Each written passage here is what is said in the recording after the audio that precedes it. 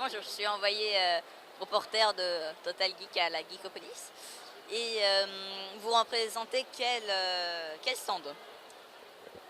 Alors, je vais peut-être le prendre. Alors nous, donc, on est donc ici sur le stand Pixel Spray. On est une web TV. Alors le slogan c'est geek et communautaire, dans le sens où en fait on est une web TV qui présente dans l'absolu tout ce qui touche de près ou de loin à l'univers geek. Ça peut aller du cinéma, du cinéma, animé, comics, BD, manga, jeux vidéo évidemment. Donc vraiment, au sens très très large du terme, le mot geek, on pourrait même faire de la cuisine. Si quelqu'un arrive avec un programme de cuisine chez nous, on prendrait parce qu'on veut vraiment toucher à tout. Et donc on est une web TV toute jeune, puisqu'on a là maintenant, on a 2 ans et demi à peu près. Et notre but c'est vraiment de présenter la culture geek d'une façon très directe, dans le sens où en fait tous les gens qui font du contenu, tous les gens qui produisent des vidéos YouTube, qui font du stream sur Twitch, ou ailleurs, enfin surtout quelle que soit la plateforme, quel que soit le médium, que ce soit vidéo, écrit ou même en podcast audio, tous ces contenus-là, si les gens ont l'envie de le partager, ont envie de présenter ce contenu-là à notre public, ils peuvent venir chez nous, ils peuvent présenter leur travail et nous on peut le diffuser sur nos plateformes, donc sur pixelspray.fr, et partager ça en fait avec la communauté, avec du coup les gens qui sont présents dans le chat, qui vont réagir en direct aux programmes qui sont diffusés, que ce soit YouTube, Twitch ou quoi, c'est diffusé sur la même page et les gens peuvent venir et réagir tous ensemble en regardant la vidéo en même temps, en regardant le stream en même temps ou en écoutant l'émission de radio en même temps et interagir tous ensemble comme ça. Voilà. Pour faire bref, c'est ça Pixel Spray. Euh, quand vous, comment est-ce que vous gagnez du budget pour le site, etc. Alors, on est entièrement bénévole. C'est-à-dire qu'on n'a pas d'argent. Dès la création du site, quand on a monté ça avec toute l'équipe qui est juste là derrière, on s'est dit, on ne veut pas faire entrer d'argent dans l'histoire. On n'a pas envie de partir dans une logique où on va engranger les vues, avoir de plus en plus de vues, aller chercher le clic. C'est pas du tout notre logique. On est vraiment dans le sens presque littéral du mot communautaire, dans le sens où on est une dizaine à avoir créé le site et on s'est vraiment dit on veut faire ça bénévolement. On veut faire ça parce que ça nous amuse, on veut faire ça parce que ça nous plaît de le faire. On a chacun nos compétences, on a chacun nos différences. On a des gens qui sont dans l'informatique et qui du coup sont là pour coder le site. On a des gens qui sont très très bons en termes de communication, qui viennent nous filer la patte. On a des graphistes, en tout cas des étudiants en école d'art et des graphistes professionnels, s'il y en a, hein, on est toujours ouvert, qui peuvent venir nous filer un coup de main. C'est vraiment le principe, c'est de venir chacun avec ses capacités, chacun avec son talent et venir participer au projet. Le tout étant complètement bénévole. Le seul argent qu'on utilise, c'est typiquement l'argent qu'on utilise pour les besoins vitaux du site, hein, tout simplement payer le serveur ou le nom de domaine pour que le site soit accessible et marche bien. Et cet argent-là, tout simplement, il vient de nos poches. Il vient de la poche des gens, du staff, du site qui l'entretient comme ça. Sinon, en dehors de ça, on est totalement bénévole. Si quelqu'un vous proposait d'héberger votre site sans que vous ayez besoin de payer et sans contrepartie aucune, que feriez-vous? Alors, c'est une question un peu épineuse, parce que quelqu'un qui nous ferait une telle offre sans contrepartie, j'y crois très moyen. Et donc, dans l'absolu, si vraiment c'est sans aucune contrepartie, si ça respecte notre esprit de bénévolat, si c'est quelqu'un qui a à disposition ce genre d'outils et qui nous proposerait, je peux vous héberger au même titre que nous, on va avoir nos compétences de création ou de code, si ça rentre dans cet esprit du bénévolat, j'aurais tendance à dire pourquoi pas. Mais c'est vraiment une question qui est très épineuse dans le sens où c'est généralement pas aussi beau que ça. Voilà. Mais la réponse serait pourquoi pas. Si c'est dans le bénévolat, dans le cadre de notre ligne de conduite et du bénévolat, pourquoi pas. Comment avez-vous eu l'idée de créer Pixel Spray? Alors ça, bien, ça remonte à donc il y a 2 ans et demi, ou même 3 maintenant, parce qu'on a passé quand même du temps à travailler le projet avant de le sortir.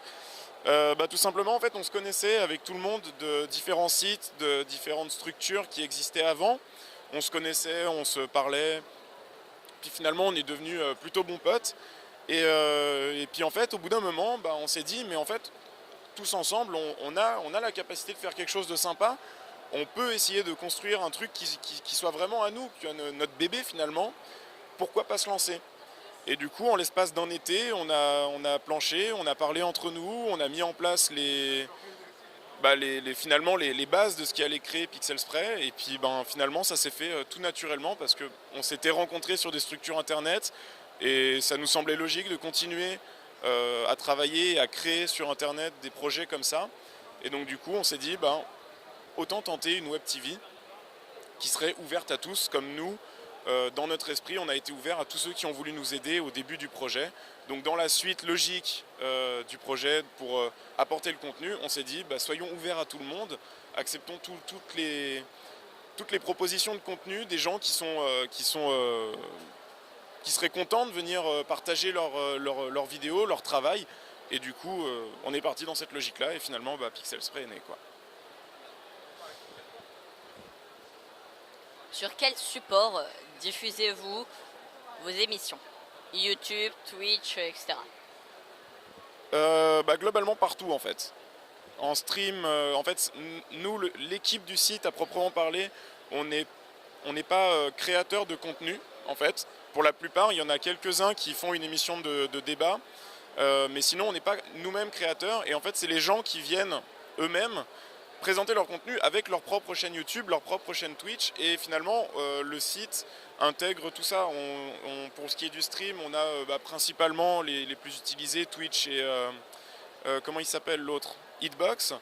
Et puis pour ce qui est des podcasts vidéo, c'est pareil, les principaux qui sont YouTube et Dailymotion, mais on s'adapte aux demandes. C'est-à-dire que si quelqu'un arrive et nous dit moi je fais du contenu sur Vimeo, du coup on va s'adapter, faire en sorte que Vimeo soit supporté par le site et adapter tout ça aux demandes en fait des gens qui veulent partager leur contenu. Donc on diffuse partout potentiellement. Pourquoi êtes-vous venu à la Geekopolis? Alors ça, la Geekopolis, c'est la première année qu'on a un stand, mais en fait on est là depuis 3 ans. C'est-à-dire les 3 éditions on les a faites tout simplement parce que la première année on s'est dit Geekopolis, c'est forcément quelque chose où on va découvrir des personnes intéressantes, on va rencontrer des gens, on va rencontrer des talents, on va découvrir des technologies. Enfin, quand on a vu le programme de Geekopolis, on s'est dit il faut qu'on y aille parce que forcément ça va nous toucher, ça va nous intéresser au plus près parce qu'on est tous dans cette culture-là. Et donc de fil en aiguille, d'une année sur l'autre, on s'est dit il faudrait peut-être qu'on essaye d'avoir un stand, parce que finalement, l'esprit du salon Geekopolis correspond tellement à ce que nous, on essaye de faire, à savoir vraiment quelque chose de très communautaire. Si tu as fait le tour des stands, je pense que tu t'es rendu compte que tout le monde est très accueillant et très ouvert à la discussion. Et c'est vraiment cet esprit-là qui nous a beaucoup touchés quand on est venu à la Geekopolis. Et cette année, on s'est dit, on a envie d'être présent, on a envie de pouvoir être là, et justement, à notre tour, d'être accueillant envers les visiteurs et de partager notre passion et nos projets et ces choses-là. Donc voilà, on est là pour partager avant tout.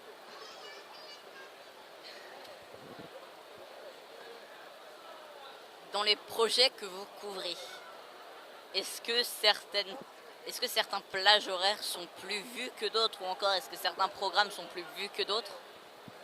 Alors c'est évident que certaines plages horaires sont plus vues, tout simplement parce que finalement les gens ils rentrent du travail ou ils rentrent de l'école et du coup ils sont plus là en soirée. Donc forcément les plages horaires, donc on a une grille qui est ouverte, les gens choisissent le moment auquel ils veulent être diffusés, auquel ils veulent passer, ils choisissent tout simplement leur horaire. Et principalement en fait tous les casteurs et les streamers qui sont chez nous, principalement en fait se regroupent tous en soirée pour offrir un contenu tous les soirs, principalement entre 20h et minuit. Donc 4 heures de programme, généralement il y a 2 émissions de 2 heures à peu près. Et ils se sont arrangés pour faire en sorte que ce soit tous les soirs comme ça.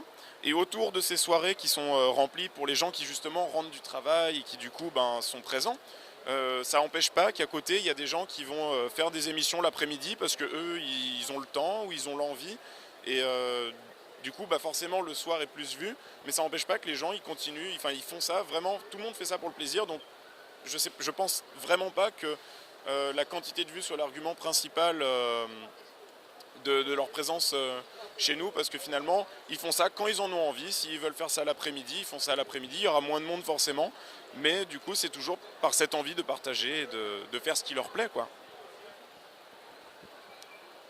Est-ce que il y aura un moment où la majeure partie ou beaucoup des streamers sur votre site vont se réunir pour faire une vidéo pour fêter un événement spécial, comme par exemple les 3 ans du site ou les, les 10 millions de personnes atteintes par la communauté, un événement particulier qui serait à souhaiter? Alors les 10 millions on en est loin, malheureusement, ou peut-être heureusement, je sais pas, ça dépend. Mais sinon des événements comme ça on en a déjà eu, parce que finalement comme pour tout bébé il faut bien fêter son anniversaire, et généralement ce qui se passe c'est que mi-septembre à peu près à la date où on a ouvert, il y a très généralement un marathon qui est organisé d'une 30aine d'heures environ, où non-stop les streamers qui participent au projet, qui participent à Pixel Spray, et puis aussi le staff qui pour une fois va se mettre devant la caméra, va se mettre à jouer, finalement se retrouve pendant ces 30 heures non-stop pour faire en fait un marathon d'anniversaire en fait. Ça nous arrive aussi par exemple au Nouvel An, pour des trucs comme ça, des fois ça nous arrive d'organiser des marathons ou des événements avec tout le monde pour fêter quelques événements, qui soient importants ou non, peu importe. L'important c'est de faire ces événements, j'arrive plus à parler, de faire ces événements et de se retrouver et de faire ça tous ensemble, quoi. Comment est venu le nom Pixel Spray? C'est bien simple, j'en ai aucune idée. Je crois que ça s'est passé quand on cherchait à créer le site et on s'est dit il faut qu'on trouve un nom. Et je crois que dans la masse de noms qu'on a balancé, quand on a fait un brainstorming pour trouver quelque chose, on a dû en balancer mais quelque chose comme 200 noms différents, des variations, des trucs comme ça qui se ressemblaient et tout. C'était une catastrophe pas possible à trouver le bon, et à un moment, il y en a un qui a balancé Pixel Spray et on s'est dit ok on prend parce que celui-là c'est cool. Voilà, mais c'est sorti comme ça, il n'y a pas eu de vrais débats ou de linguistes qui sont venus pour nous dire, ça c'est sorti comme ça, quoi. Merci beaucoup d'avoir bien voulu participer à cette interview. C'était super sympa. Et si on peut se revoir à un moment différent sur internet ou à la prochaine Geekopolis, ce sera avec plaisir. Merci beaucoup. Alors, au revoir. Bonjour, je suis envoyé de Total Geek à la Geekopolis. Alors, quel stand vous représentez? Alors moi je suis le réalisateur de la web-série qui s'appelle Raconte-moi un manga. Alors ça c'était comme ça qu'on me présentait au départ, mais je suis le président de l'association La Bande Animée qui s'occupe de faire plusieurs émissions, dont l'émission principale Raconte-moi un manga, même si maintenant on commence à développer de plus en plus sur d'autres web émissions, par exemple Lexijap, Anime Games et puis bientôt une nouvelle. Comment est venue l'idée de faire Raconte-moi un manga? J'ai toujours aimé la vidéo amateur depuis que je suis gosse. J'ai toujours aimé les mangas, l'animation, et puis à un moment donné, j'ai simplement croisé mes passions entre elles. Pourquoi le nom Raconte-moi un manga? Parce qu'on essaie de raconter un manga, tout simplement. On n'a pas été chercher le midi à 14 h. Nous, on voulait donner aux gens l'envie de lire un manga. Et puis c'est toujours marrant de donner ça sous la forme impérative du terme, c'est-à-dire avec un ordre. Quelles sont les plateformes de diffusion?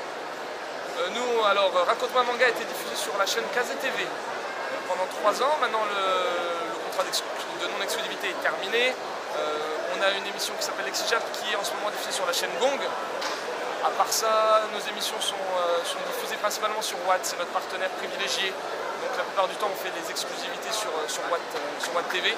On est diffusé comme tout le monde sur YouTube, sur Dailymotion. Et puis on est partenaire privilégié de Japan Expo, puisqu'on participe à toutes les Japan Expo. Et puis on vient à plein de conventions, notamment Geekopolis. 3e édition de Geekopolis, c'est la 3e fois où nous sommes là. Comment choisissez-vous les mangas que vous prenez pour les animer en quelque sorte? C'est simple, c'est-à-dire que moi je suis un gros passionné de manga, j'en ai énormément à la maison, j'en lis pas mal, et puis c'est les mangas qui me plaisent le plus. Maintenant, on va faire passer ça par 2 filtres. Le filtre du genre, on essaye de varier les genres, pas faire que des shonen, pas faire que des shoujo, on essaye de montrer un petit peu tous les genres. Et puis aussi au niveau du filtre de la popularité ou de la cote d'amour de la série à un instant T. On va faire l'attaque des titans parce que ça marche, mais on va pas faire que des séries qui marchent en ce moment. On peut très bien taper dans des vieilles licences, faire redécouvrir des choses qui sont pas connues ou alors qui n'ont jamais été connues. Comment est-ce que vous trouvez les acteurs? C'est une bande de potes tout simplement, à la base. Ensuite on a les potes qui ont ramené leurs potes, qui ont ramené leurs potes de potes de potes. Certaines personnes ont été pas recrutées, mais voilà, elles nous ont envoyé un mail spontanément. Voilà, on a vu Raconte-moi un manga, on aimerait bien participer, est-ce que c'est possible? Quel est le matériel utilisé pour le tournage, la réalisation, voilà, ces trucs-là? Tout a été très évolutif, hein. Vu qu'on est amateur, on a démarré à partir de rien. Un caméscope comme le tien, la prise de son vraiment la plus minimaliste possible. Et puis petit à petit on s'est renseigné, on a fabriqué un fond vert, on a pris de l'éclairage de jardin. Au niveau du son, on a investi de plus en plus, on a fait un financement participatif pour avoir une caméra plus évoluée. Donc petit à petit, on va dire les techniques, les outils qui nous permettent la réalisation sont de plus en plus évolués. Est-ce que Raconte-moi un manga est un métier ou une passion? C'est une passion, moi, c'est pas du tout mon métier. Je fais ça le matin, le soir et les jours fériés et puis les week-ends. Quelle est la principale source de financement pour Raconte-moi un manga, par exemple sur les achats ou... C'est mes deniers personnels à la base. Depuis qu'on est sous la forme associative, depuis qu'on a des diffusions à la télé, c'est vrai qu'on a réussi à avoir accès à des financements un petit peu plus divers et variés, notamment des subventions des mairies.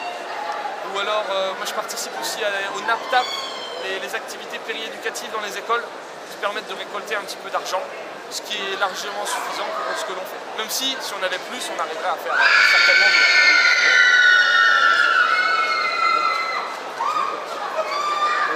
Est-ce qu'il y a des gens qui crient?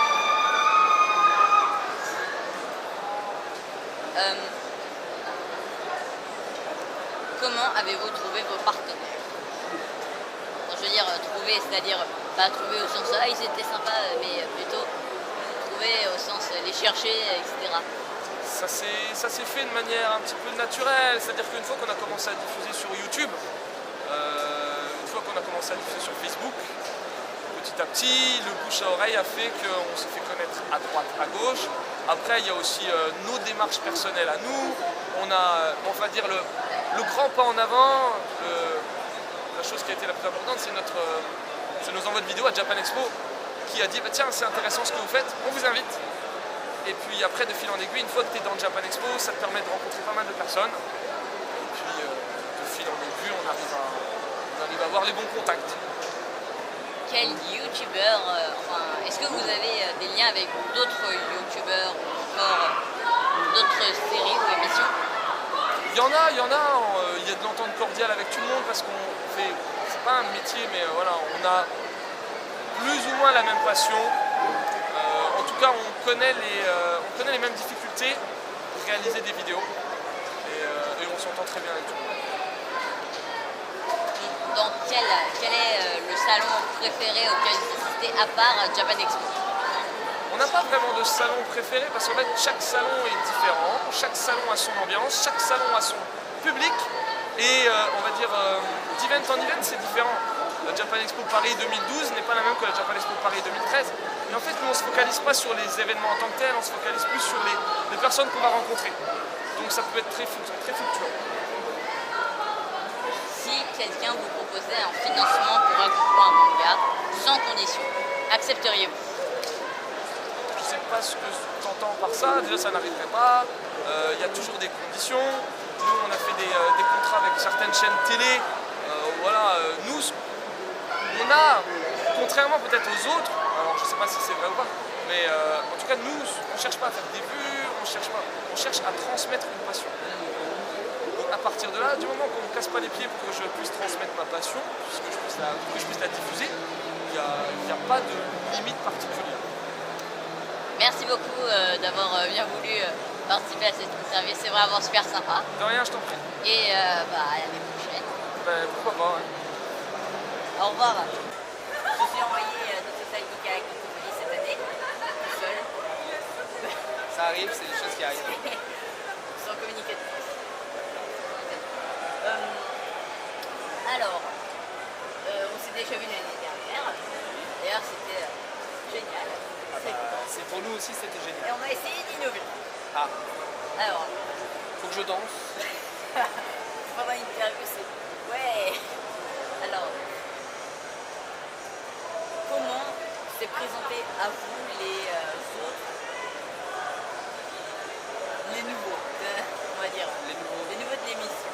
Ah, de la web-série. les nouveaux de la web-série. Alors, les nouveaux de la web-série, bah, tu en as un là, justement. Ouais, ça fait 1 an que je suis dans l'équipe et bon, franchement, que du bonheur. Bah, bah, Donc, en fait, ils se présentent très simplement. C'est-à-dire qu'ils viennent, ils regardent les épisodes, généralement. Et ça leur plaît et ils finissent par nous rejoindre. Bon, lui, en l'occurrence, c'est un mauvais exemple parce que... Parce que je suis sorti avec le Minon de Merloc et Tokios, et voilà. je suis resté parce que je commençais à avoir un personnage assez important dans la série. Voilà. Et depuis, bah, il fait partie de la famille, il n'est plus avec la fille, mais il est toujours dans la série. Alors, Voilà. Voilà comment ça se passe. Et les autres, non, sinon les autres, ils sont attirés parce qu'ils aiment bien la série, ils veulent participer. Ou alors certains veulent faire du social. C'est sympa. C'est sympa, c'est une famille. Déjà, c'était une famille l'année dernière, et c'est une plus grande famille cette année. Pourquoi avoir choisi une licorne comme personnage diabolique? Parce que tout le monde aime les licornes. Et donc on prend le contre-pied de ça. C'est pour essayer de surprendre, pour essayer de donner un côté what the fuck, tu vois. C'est un petit côté, mais une licorne méchante, il n'y en a pas qu'une en plus, c'est tout un peuple de licornes, et là c'est du gros spoil. Elle lance des arcs-en-ciel? Elles lancent des arcs-en-ciel, elles ont même des dragons, je peux te le dire. Ah ouais, c'est une licorne maîtresse de dragons. Et cette année, pas tout de suite, il faut qu'on finisse la saison 2. Mais la saison 3 sera faite avec des moyens vraiment supérieurs et avec de la vraie bonne qualité, des bons effets spéciaux et on aura des dragons. Le renouvellement, vous aviez envie de vous renouveler depuis combien de temps? Depuis le milieu de la saison 2, là, on a envie vraiment de passer au level supérieur. C'est-à-dire qu'on a gagné un concours dans notre région et on va donc avoir un vrai budget qui nous permet donc, de nous diriger vers une série meilleure. Si on vous proposait de faire des dons, est-ce que vous accepteriez De nous donner... de faire un don d'argent oui, pour bien sûr, aider au matériel? Je comprends, ouais. Bien sûr. D'ailleurs, les gens qui veulent nous aider peuvent acheter nos t-shirts donc, en me contactant sur la page sur la page Geek au carré. Donc tu peux acheter un t-shirt pour 6 euros plus les frais de port, donc 2 euros. Donc là, ça fait 8,75. T'as un t-shirt. Formation importante. Information importante pour nous. Et les affiches sont à vendre, les affiches qui sont ici. Bon, cette année, on n'a pas mis les prix, mais bon, les affiches sont à vendre. Donc voilà, pour ceux qui en veulent. Pour tout ce qui est casting, des personnages, scénario, etc., comment ça se passe? Est-ce que vous décidez d'une trame en fil rouge et puis après vous mettez... Le scénario est écrit et on essaie de trouver les acteurs qui correspondent au rôle. Malheureusement, souvent, c'est pas possible, donc on incline le scénario en fonction de ça. L'année dernière, Mehdi était un homme, par exemple, dans la série. Cette année, c'est une fille, mais on a inclus un passage où elle se fait torturer à coups de magie, où il devient une fille. parce que l'acteur en question est parti avec son groupe de rock, donc il peut plus faire partie de la série. Donc Mehdi est devenue une fille. Bon, il paraît que les spectateurs s'en plaignent pas. Parce qu'elle est plutôt mignonne, avec une petite jupe, des petites couettes, et ils aiment bien. Je te cache pas qu'ils aiment bien. Ah là là là là. On fait du fan service un peu, donc voilà. Alors, que pensez-vous de la geekopolis? La Geekopolis. C'est quoi? La geekopolis. La Geekopolis. De cette année. Non, en général. Bah, on aime bien Geekopolis, mais cette année, honnêtement, on a trouvé que c'était enfin moi en tout cas, un cran en dessous de d'habitude. C'est-à-dire que le thème c'était les grands méchants, et tu as fait le tour, et on sent pas trop l'ambiance des grands méchants. Aujourd'hui en tout cas, on les voit passer un peu plus, mais hier on les voyait passer beaucoup moins. Alors non, bah, on a vu un grand méchant passer tout à l'heure, mais Oui. Et je veux dire, il était un petit peu bizarre. Hein.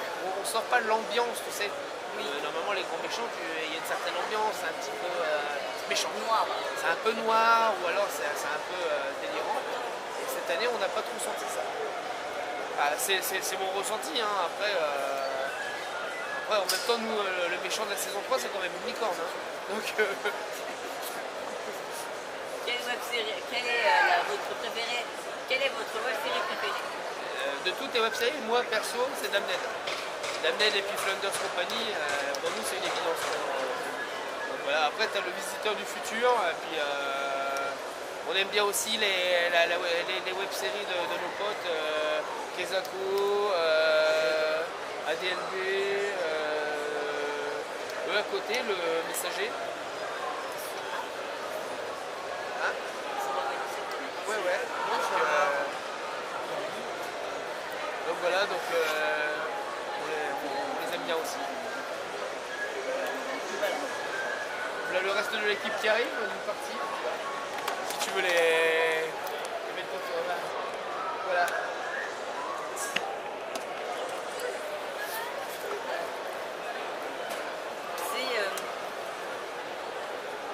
Est-ce que quand vous passerez, enfin, est-ce que vous gardez les mêmes effets pour la saison 3? Vous Non. garderez les mêmes effets spéciaux ou vous changez? On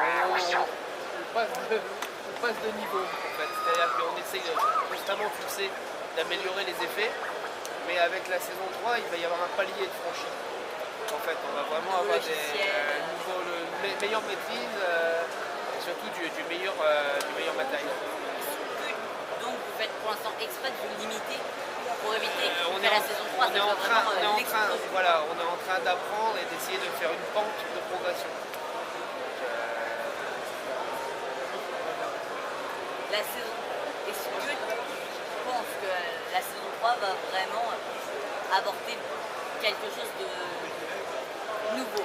Ouais, c'est-à-dire que la saison 3 va clore un cycle, en tout cas dans la série. C'est-à-dire qu'il va y avoir beaucoup de bouleversements et on saura vraiment enfin si Polo est le héros que le monde attend. C'est l'élu, donc il en doute, il essaye de faire tant bien que mal l'élu dans la saison 2. Donc là je suis déjà en train de spoiler un peu. Et dans la saison 3 on va savoir si c'est vraiment l'élu.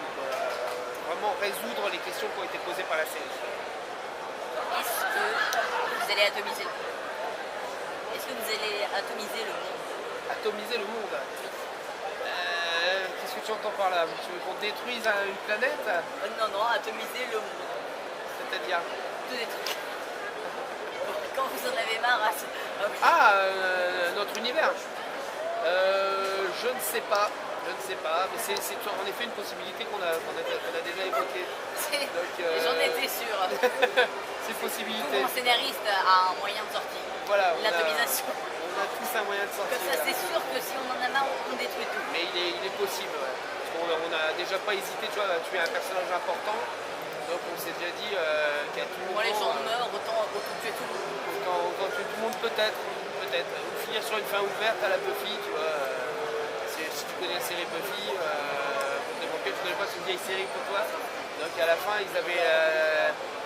la série se passait dans une ville et à la fin, la ville était détruite. Donc ils partaient, donc tous les problèmes étaient résolus. Mais il y aura une fin. Est-ce que vous allez produire autre chose que Oui. Nous produisons actuellement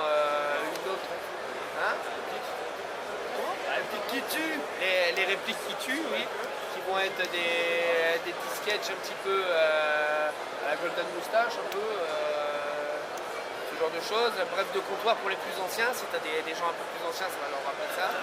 On fait aussi des reportages, on fait aussi des clips, on a fait des clips. Puis on prépare une autre web série, mais mieux. Donc là, on sera vraiment prêt. Là, c'est un projet de longue haleine. Là, c'est Geek ou Carré, un petit peu l'entraînement. C'est un petit peu l'entraînement et c'est surtout maintenant devenu le nom générique de l'association. Ce qui a changé aussi, c'est qu'on est devenu une vraie association. Donc maintenant, Geek au Carré, c'est le nom de la série et c'est aussi le nom de l'association. Au niveau de tout ce qui est Internet, enfin, site internet, YouTube, Dailymotion, Oui, Facebook, bref, le bordel d'Internet, oui. qui s'en occupe?